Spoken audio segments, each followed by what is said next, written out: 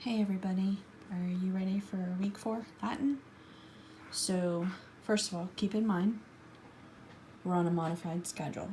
So in week 4 we are just introducing the second declension. So I'll put pictures of these things in my post. But first thing we did was we have our books open and ready to go, and I had them spend some time looking over Rule 34 and Rule 37, trying to observe differences. Now at this point they did not have any of this highlighted yet, but ultimately I was looking for them to recognize their foundations memory work, usi oum o, e orum iso sis, and also to notice the differences between here and here. Anyway, we just took some time kind of playing with that just a little bit, and I had this information already on the whiteboard, at least the vocabulary from page 17 and the vocabulary from page 21. None of it was marked up yet, it just had these words in blue and these words in green, and I just asked them to make observations. What do you see? How are they the same? How are they different? These kinds of questions. So of course, somebody noticed that every single word ended with the I with the macron. And so we reviewed our rules that tells us that the genitive singular is what gives us our declension. So all of these being I with the macron tells us that we are in second declension, which they all had their chart to look at. And which if you look over here, of course, they had this chart here. They both have the I with the macron. So we spent some time looking over these, and then we noticed that, of course, somebody's like, some are blue, some are green, and I'd be like, why do you think I did that? And then they realized that this batch ends with an us, and this batch ends with an And so what do you think that means? So I'm always trying to kind of get them to arrive at the rules by their own observations as opposed to me just telling them.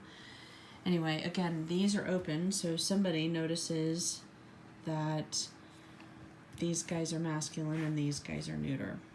So by that point, we had pretty much done all the observing we needed to, so we went to our text and spent some time reading. So I usually have them take turns, and somebody reads one batch and somebody else reads another batch, and so forth, and I have them try to explain what they're reading to us. So anyway, at that point we were ready to try to decline a noun. So I think I chose amicus, amici, and I had this written on the board. So again, we identified, how do I know it's in second declension?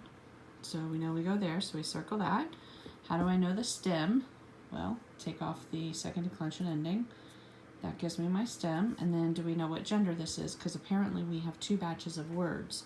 One batch is masculine, one batch is neuter. Anyway, so they declined this in their workbook.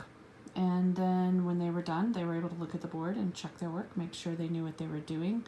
At that point, we moved on to exercise 11. We did the first few of these. Where they were just identifying the endings and the case and number and what does it mean.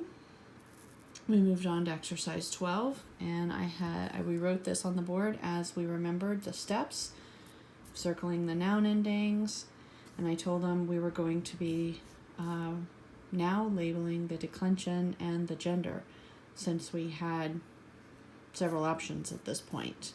And then we would be identifying the case and number. And then once we had identified we have a nominative, then we would mark it as a subject. We would label it. That's genitive. We would mark it as possessive. And then finally we would translate. So we did a couple of those in their exercise book so they would know how to do their homework.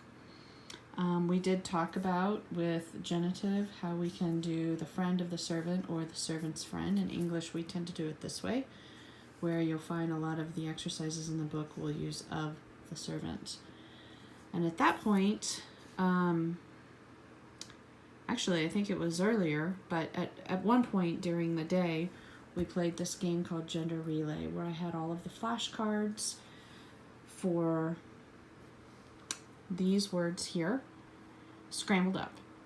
And so we just did boys against girls, and the boys would go, and one of the moms would set her timer, and they would go through the entire batch and correctly identify if they were masculine or neuter, and then the girls would go and see if they could beat their time. Of course they did. So the boys went again. Anyway, they each went a couple of times to see how quickly they could get through the batch of vocabulary. And they weren't trying to translate it. They weren't doing anything. They were simply identifying masculine or neuter in the batch of scrambled up vocabulary cards. And then we played around the world again with our vocabulary. So I think that was it. It really does make a difference that I'm asking them to have their books highlighted before they come to class. We aren't doing any highlighting really in class, at least not in the Latin. And that way they're kind of marked up. They've already made some observations. They are ready to go for our conversation. So anyway, I hope this helps.